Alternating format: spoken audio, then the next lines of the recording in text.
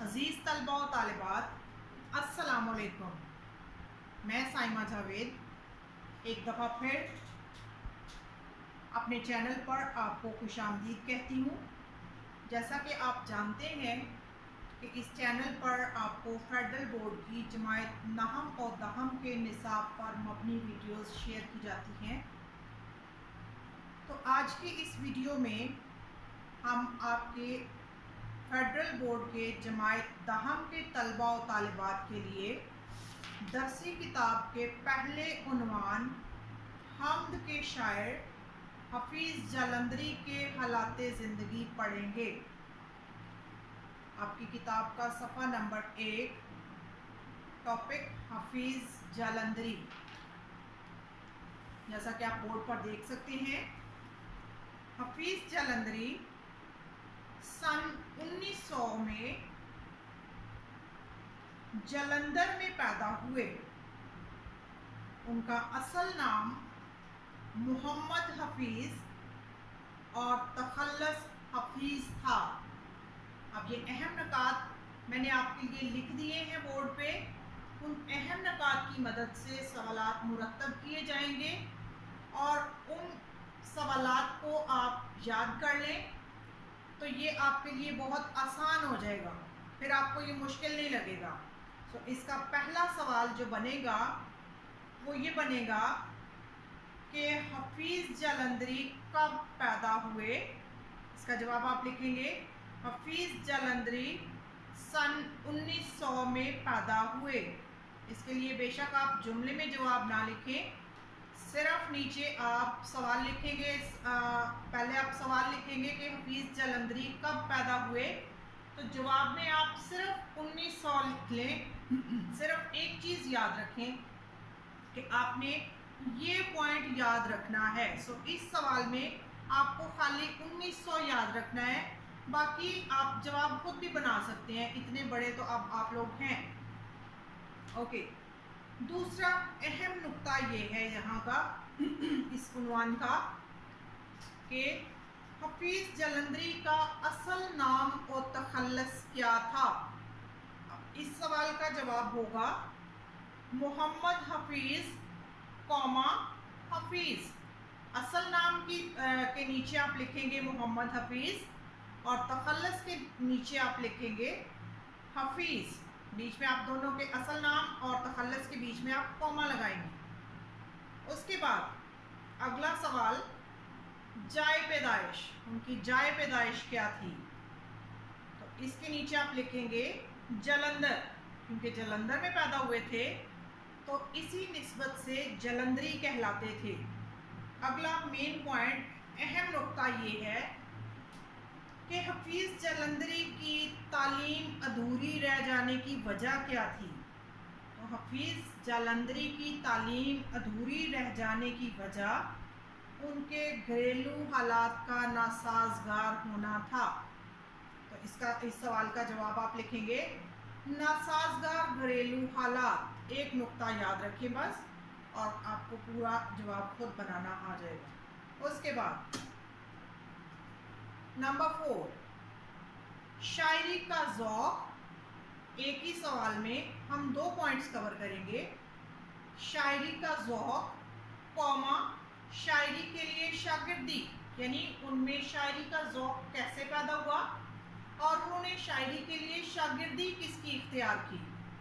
اب جب یہ شاعر لوگ شاعری کرنا شروع کرتے ہیں تو ان کو اس کے لیے کسی استاد کی ضرورت ہوتی ہے تاکہ یہ ان سے سیکھ سکیں۔ ہر نیا کام جب ہم شروع کرتے ہیں تو اس کے لیے ہمیں کسی استاد کی ضرورت پڑتی ہے، تو انہوں نے بھی اپنے لیے ایک استاد مقرر کیے۔ شاعری سب سے پہلے ہم بات کریں گے شاعری کا ذوق، تو شاعری کا ذوق ان میں قدرتی طور پہ تھا، فطری ذوق تھا، اللہ میاں نے ڈال کے بھیجا ہوا تھا۔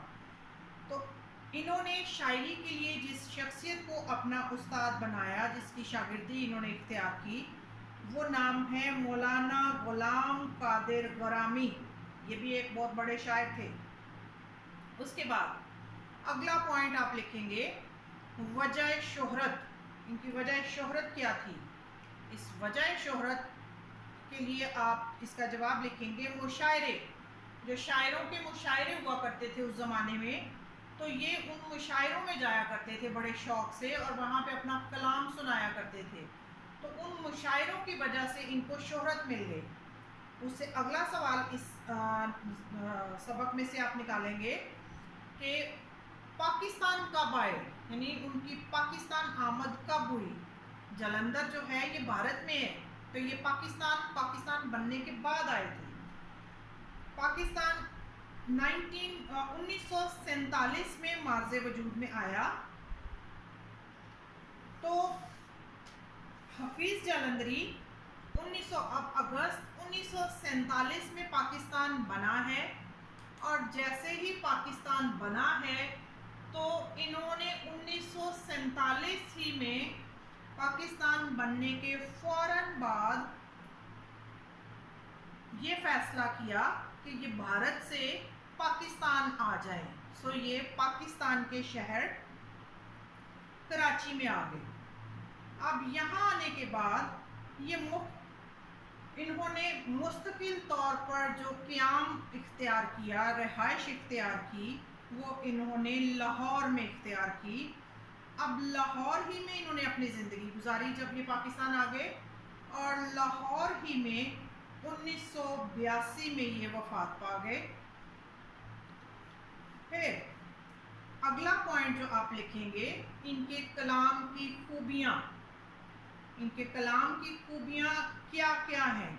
اب ان کے کلام کی خوبیوں میں آپ لکھیں گے زبان کی صفائی اور سادگی، سوز و گداز اور موسیقیت۔ 3 نمایاں خوبیاں ہیں جو آپ نے یاد رکھنی ہے: زبان کی صفائی، سادگی، سوز و گداز اور موسیقیت۔ اگلا پوائنٹ، ان کی باعث فخر تخلیق کون سی ہے؟ ایسی تخلیق جس پہ وہ خود بھی فخر کرتے تھے اور ہم بھی فخر کرتے ہیں۔ تو ان کی باعث فخر تخلیق پاکستان کا قومی ترانہ ہے۔ یہ پاکستان کے قومی ترانے کے خالق تھے۔ پاکستان کا قومی ترانہ حفیظ جلندری نے لکھا تھا۔ پھر انہوں نے کون سی اصناف میں لکھا؟ شاعری کی کون سی اصناف میں انہوں نے طبع آزمائی کی؟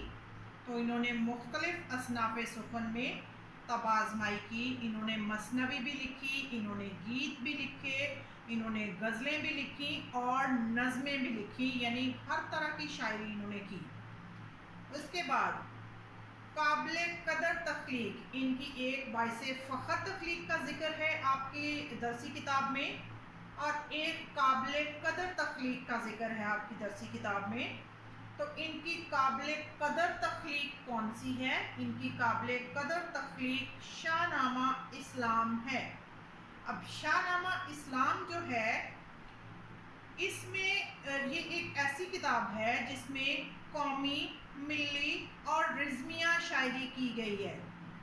حفیظ نے اس میں قومی، ملی اور رزمیہ شاعری کی ہے۔ اب آپ کے لیے یہ مشکل ہوگا کہ رزمیہ شاعری کیا ہوتی ہے؟ تو رزمیہ شاعری وہ شاعری ہوتی ہے جس میں جنگ و جدل کے واقعات بیان کیے جاتے ہیں۔ ٹھیک ہے؟ آخری سوال جو اس میں سے آپ کا بنے گا کہ حفیظ کی تصانیف کے نام لکھیے۔ حفیظ کی تصانیف یہ ہے: تلخابہ شیریں، سوز و ساز، حفیظ کے گیت، حفیظ کی نظمیں اور چیونٹی نامہ۔ سب سے آخری سوال جو یہاں پہ بننا چاہیے، ویسے میں نے پہلے بول دیا تھا کیونکہ آپ کی کتاب میں پہلے لکھا ہوا ہے، لیکن اصولاً وہ سب سے آخر میں آنا چاہیے۔ آخری سوال یہ ہوگا کہ حفیظ کی تاریخ وفات لکھیے۔ حفیظ کی تاریخ وفات ہے 1982۔ 1982 میں یہ لاہور میں وفات پا گئے۔ اس سے اگلا سوال آپ کیا لکھ سکتے ہیں کہ حفیظ جلندری کا مزار کہاں پر ہے؟ اس کا جواب ہوگا ان کا مزار اقبال پارک لاہور میں مینار پاکستان کے قریب واقع ہے۔ امید کرتی ہوں کہ آپ کو حفیظ جلندری عنوان کی سمجھ آ گئی ہوگی۔ اگلی ویڈیو میں ایک نئے موضوع کے ساتھ آپ کی خدمت میں حاضر ہوں گی۔